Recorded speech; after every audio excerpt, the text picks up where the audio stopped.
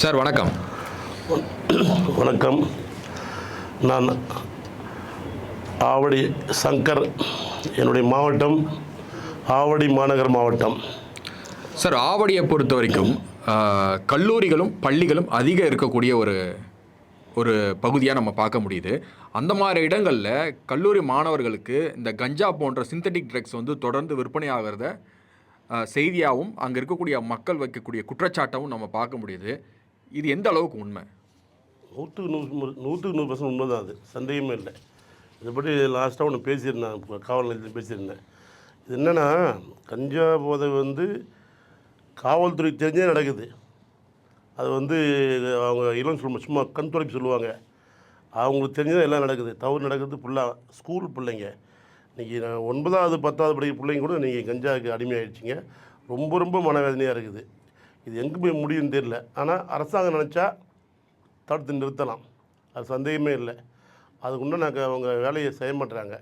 நிச்சயமாக இது ஆளுநர்கள் நினச்சா எதுவும் பண்ணலாம். மதுவும் சரி, இந்த கஞ்சாவும் சரி, நிறைய விஷயம் நடக்குது ஆவடியில். சின்ன சின்ன பசங்களாம் ரொம்ப மோசமாக போயின்னு இருக்கானுங்க. இந்த நிலைமை நடித்தா எங்கே போகும் தெரியாது. எதிர்காலம் ரொம்ப ரொம்ப ரொம்ப இருட்டாயிடும்.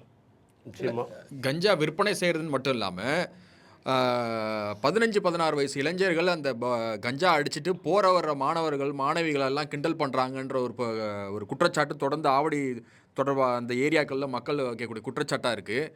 இதுக்கான காவல்துறை எந்த நடவடிக்கையும் எடுக்காமல் இருக்குது. என்ன காரணம்? என்ன காரணம்? ஆளுங்கட்சியுடைய கவுன்சிலருங்க, வேறு என்ன, அதான் அவங்க கட்சிக்காரனுடைய இதுதான் சப்போர்ட் தான், வேறு ஒன்றும் இல்லை. இப்போ பார்த்தீங்கன்னா ஆவடியில் வந்து பார்த்தீங்கன்னா ஒரு கன்னிகாபுரம்னு ஒரு ஏரியா இருக்குது. கன்னிகாபுரம் தான். அங்கே போனால் ஒரு முட்டு சந்து இருக்குது. ரெகுலராக பசங்க வந்து ஒரு 5 பசங்க 10 பசங்க கூடுறானுங்க. ஒரு 7 மணி மேலே வந்து கூடுறானுங்க, கஞ்சா அடிக்கிறானுங்க. அங்கே உள்ள மக்கள் எனக்கு நம்ம கட்சிக்காரங்கன்னு சொல்கிறாங்க. அப்போ நான் காவல்துறைக்கு ஃபோன் பண்ணி சொல்கிறேன். ஆனால் வந்து அவங்க போகும்போது என்ன பண்ணுவோம், சைலண்டில் போகணும். அவங்க 6 லட்சம் போகும்போது ஓடிடுறானுங்க.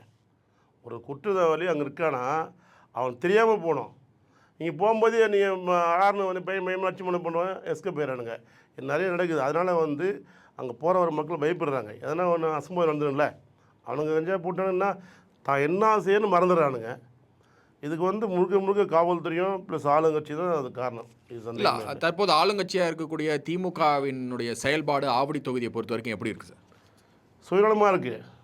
யாரும் அங்கே என்ன சொல்லுது, நான் அவங்க மட்டும்தான் நல்லா இருக்கணும். ஆவடியில் பார்த்தீங்கன்னா இப்போ திமுக தான். நாசர்னு எம்எல்ஏ இருக்கார். ஏற்கனவே அவர் அமைச்சராக இருந்தார். அது என்னன்னு தெரியல, கட்சியில் அவங்க பதவி நிற்கிறாங்க. இப்போ எம்எல்ஏ இருக்கார் ப்ளஸ் மாவட்ட செயலாளர். நம்ம என்ன சொல்கிறது, ஆவடி மாநகராட்சியிலே நிறைய தவறு நடக்குது. ஆவடி தாலுக்கா ஆஃபீஸ் போனால் பட்டா கிடைக்கல. முதல்ல அங்கே போங்க, மக்கள் வந்து பட்டா கேட்க போனால் பதிவு பண்ணிட்டு அவங்க ஆன்லைனில் பதிவு பண்ணிட்டு கிட்டத்தட்ட ஒரு 30 நாள் கழிச்சு போனாங்கன்னா மறுபடியும் அது சரியில்லை இது சரியில்லைன்னு சொல்லிட்டு இந்த சர்வேருங்களாம் வந்து தப்பு தப்பாக சொல்லி கட்டிங் வாங்கி பண்ணுறானுங்க. நியாயமாக முன்னாடி கிடையாது. லஞ்சம், எதுலேயும் லஞ்சம் தான். இந்த லஞ்சம் புறவோடி கிடக்குது இன்றைக்கி. ரொம்ப அதுவும் திமுக ஆட்சியில் ரொம்ப அதிகமாக இருக்குது லஞ்சம் என்பது. இல்லை, இப்போ ஆவடி தொகுதியில் முக்கியமான பிரச்சனைனா நீங்கள் எதை சொல்லுவீங்க சார்? ஆவடி தொகுதியில் முக்கியமாக போது என்ன, வேலை வாய்ப்பு நிறைய பர்சன்ட் கிடையாது. ஏன்னா அங்கே ஆவடியில் வந்து நிறைய சலுகை இருக்குது.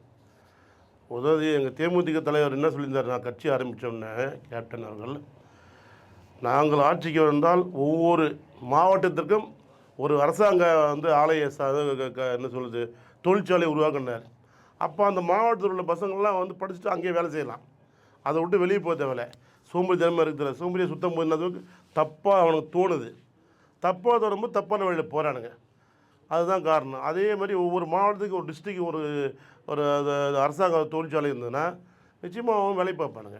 இல்லை, இதுக்கு முன்னாடி நம்ம ஒரு சில தருமபுரி போன்ற மாவட்ட நிர்வாகிகளை சந்தித்து பேட்டி எடுக்கும் போது அவங்க சொன்ன முக்கியமான குற்றச்சாட்டு என்னென்னா வேலை வாய்ப்பு இல்லைங்கிறது தான். நீங்களும் அதே தான் சொல்கிறீங்க. அதிகமாக கல்லூரிகள் பள்ளிகள் இருக்க இடம் ஆவடி. அங்கேயே உருவாகிற மாணவர்களுக்கு அங்கேயே வேலை கிடைக்கலன்னாக்க இதை நீங்கள் எப்படி பார்க்குறீங்க? ரொம்ப வன்மையாக கண்டித்தது தான். அதான் வேலை வாய்ப்பு தரலாங்க. இப்போ அரசாங்கத்தில் வந்து வேலை நிறைய களி இருக்குது, நிச்சயமாக கொடுக்கலாம். உதாரணத்துக்கு ஒரு டிஎன்பிசி எக்ஸாம் எழுதுறாங்க, எக்ஸாம் எழுதி பாஸ் பண்ணிடுறாங்க, அவங்களுக்கு அந்த வேலை கிடைக்குதா? அந்த வேலைக்கும் ஒரு அமௌண்ட் வச்சுக்கிறாங்க, டிமாண்ட் பண்ணுறாங்க. நிச்சயமாங்க நிறைய பேர் இப்போ பாஸ் பண்ணுறாங்க. பசங்க திறமையாக பசங்க வளர்ந்து தான் இருக்காங்க. அந்த இது எவ்வளோ போதைகள் அதே மாரி வராங்க. ஆனாலும் அவங்க திறமையின் அடிப்படையில் வேலைன்றது ரொம்ப கம்மி தான். அதுக்குன்னு ஒரு ரேட் வச்சு தான் பண்ணுறாங்க இன்றைக்கி. இல்ல, தற்போது ஆளுங்கட்சியாக இருக்கக்கூடிய திமுகவிற்கு இந்த மாணவர்களுக்கு வேலைவாய்ப்பு ஏற்படுத்தி தரணும்னா தரலாம். ஆனால் அதுக்கான முயற்சி எடுக்கல இல்லையா? முடியாமது ஒன்றும் கிடையாது. நினச்சா பண்ணலாம், அது பண்ணலை அவங்க. ஏங்க அவங்களுடைய கொள்கையை தானேங்க. பசங்க புத்திசாலி ஆகக்கூடாது, அறிவாளி ஆகக்கூடாது. அறிவாளியான கேள்வி கேட்பானுங்க. இவனை முட்டாளே வச்சுக்கணும், அவனை போதையிலே வச்சுக்கணும். போதையிலே இருந்தால் தான் நம்ம சொல்கிற அந்த எலெக்ஷன் டைமில் 500 1000 கொடுத்தா வாங்கி ஓட்டு போட்டு போயிடுவாங்க, ஜெயிச்சிடலாம். இதுதான் அவங்க கணக்கு. வேற என்ன? நல்லா நல்லா நல்லா நல்ல மாதிரியே வளர்ந்தால் அதை கேள்வி கேட்பான்ல. இப்படியே முட்டாள வச்சுக்குவானுங்க. இந்த இதெல்லாம் மாறணும் நிச்சயமாக. இப்போ இறுதியான ஒரு கேள்வி, நம்ம இப்போ போதை வஸ்துக்கள் தொடர்பாக பேசும்போது இந்த கள்ளக்குறிச்சியில் இது வரைக்கும் 69 பேர் இறந்துருக்காங்க. தமிழ்நாட்டின் முதல்வர் இன்னும் அந்த பக்கமே போகலை. இதை நீங்கள் எப்படி பார்க்குறீங்க? ரொம்ப ரொம்ப கண்டிக்கத்தக்குதுங்க. ஏங்க எதிர்க்கட்சியாக இருக்கும்போது நீங்கள் என்ன பண்ணீங்க? அன்றைக்கி அதிமுக ஆட்சியில் இருக்கும்போது நீங்கள் அது மாதிரி திமுகவுடைய பிரமுகர்கள் தான் மது ஆலை வச்சுக்கிறாங்க. அவங்க நினச்சா மது ஆலை மூடிடலாம்.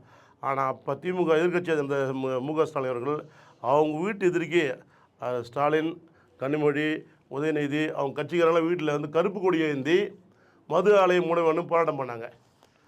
என்னங்க, ஆனால் அவங்க எதிர்க்கட்சியாக இருக்கும்போது அவங்க என்ன சொன்னாங்க? இப்போ எலெக்ஷன் டைமில் நாங்கள் ஆட்சிக்கு கொண்டால் முதல் கையெழுத்து நீட்டுக்கு, நெக்ஸ்ட்டு மதுவை முழுமையாக மூடுன்னு சொல்லிட்டு அது சொன்னாங்க. ஆட்சிக்கு வந்தாங்க, எங்கே மூடினாங்க? மூடலையே. மறுபடியும் இவங்க அவங்கள குறை சொல்கிறாங்க, அவங்க குறை சொல்கிறாங்க. திமுக நினச்சா பண்ணலாம், ஆனால் பண்ண மாட்டாங்க. ஏன்னா இது ஃபுல்லாக அவங்க தான் நடத்துகிறாங்க.